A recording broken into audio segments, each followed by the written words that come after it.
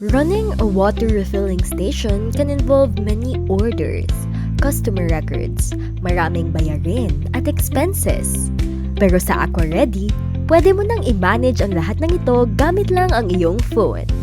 Sa video na ito, ipapakita namin kung paano gamitin ang AquaReady from creating an order hanggang sa pag-check ng sales, expenses, at profit ng negosyo. Pagbukas ng app, makikita mo agad ang dashboard. Dito makikita ang overview ng cash drawer, sales, at iba pang importanteng impormasyon para sa araw na ito. Sa ibabang bahagi ng screen, makikita ang iba't ibang main tabs, katulad ng dashboard, orders, customers, expenses, at timekeeping. Para sa owner o admin, may more tab kung saan makikita ang reports, payroll, customer insights, inventory, suppliers, users, at settings. Sa simula ng araw, buksan ang cash drawer at ilagay ang starting cash. Habang ginagamit ang app, automatic nitong idaragdag ang cash sales at payments at ibabawas naman ang mga expenses. Para maitala ang isang order, itap ang New Order sa dashboard. Maaari mo ring itap ang plus button sa Orders tab o ang plus sign sa tabi ng pangalan ng customer. Una, piliin ang customer. Para sa returning customer, piliin ang existing at hanapin ang kanyang pangalan. Para naman sa mga bagong customer, piliin ang new at ilagay ang kanilang pangalan. Automatic nang masisave ang bagong customer kasama ng kanyang order. Sunod, itap ang add item at piliin ang product. Maaari ring gumawa ng custom item para sa mga product na wala pa sa catalog. Ilagay ang quantity at unit price. Automatic na kukwentahin ng app ang total ng bawat item. Kung nagpapahiram kayo ng returnable containers, i-on ang lend containers at ilagay kung ilang gallon containers ang inilabas. Pagkatapos, piliin kung pick up o delivery. Kapag delivery, maaari ring maglagay o mag-edit ng delivery fee. I-check ang total amount at ilagay kung magkano ang binayaran ng customer. Pwedeng full, none, o partial payment lamang. Kapag kulang ang payment, automatic na ilalagay ng app ang natitirang halaga sa balance ng customer. Piliin din ang payment method at order status. Pagkatapos ay itap ang create order.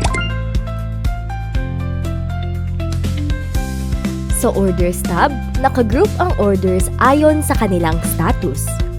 Ang for pickup ay para sa orders na kailangan pang kunin o i-process. Ang in ay nangangahulugang nasa station pa ang containers at ready nang ilabas. Ang out ay para sa orders na na-deliver o na-release na sa customer. Importanteng tandaan na ang sales ay mare-record lamang kapag minarkahan ang order bilang out. Kaya kapag nailabas na ang gallons, itap ang mark as out para maging accurate ang sales at reports. Sa Customers tab, makikita ang buong customer directory.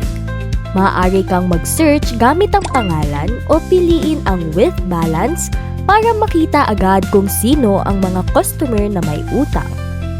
Sa customer profile, makikita ang kanilang outstanding balance, order history, payment history, at bilang ng kanilang mga borrowed containers.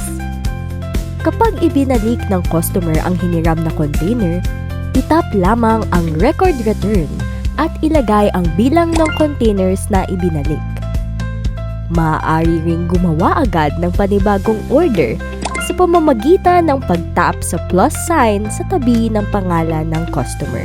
Kapag nagbayad ang customer ng kanyang balance, buksan ang customer profile at itap ang red na outstanding balance card. Piliin ang record payment. Pagkatapos ay ilagay ang amount. Maaari mong piliin ang full balance, half, o mag-type ng custom amount.